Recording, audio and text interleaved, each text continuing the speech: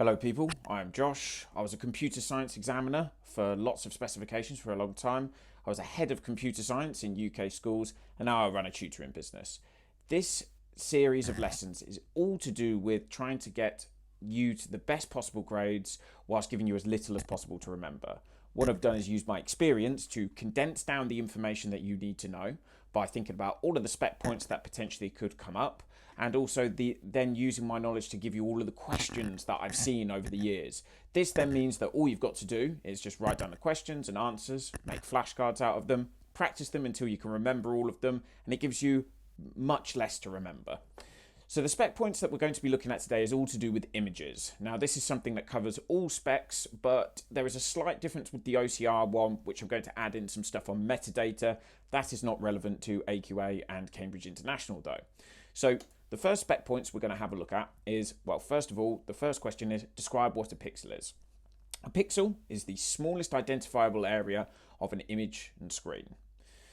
The other question could be something along the lines of describe how a bitmapped image is created. So I even got a picture for you, we're going splashing completely out on these ones. So we've got an image here and the image is made of pixels. That's the squares. Each pixel has a different binary number, which is the color depth. And this binary number tells the pixel what color to be. So like the number for Mario's face there will be something different from his mustache. So that's how the computer knows to color the pixel in something into a different color. The next ones is all to do with some of the key terms to do with it. So how many colors does a 5-bit color depth allow for? So what we do there is to work out the number of colors is you do 2 to the power 5, which gives us 32 colors because that gives us 5 bits. And the way that you can do that, if you're not too familiar with powers and things like that, you can do just 2 and then just keep doubling. So 4, 8, 16, 32. So that gives you 32 colors. If it was a 4-bit color depth, you would do 2, 4, 8, 16. So that's how you do that one. How many bits would need to be used for 8 colors in a color depth? Now, again, so we're going to just do this. So how many times do I have to times 2 by itself? So 2, 4, 8. So that's going to be 3 bits that we would use in this case. What is the image screen or resolution? So image resolution, screen resolution. The amount of pixels in a specific area, the more pixels, the clearer the image. How does changing the image resolution or screen resolution affect the quality and file size? So with that one, the higher the resolution, the clearer the image, as there's going to be more pixels in there. So the higher the quality, but the file size is going to be larger because of that, which we're going to look at in a second.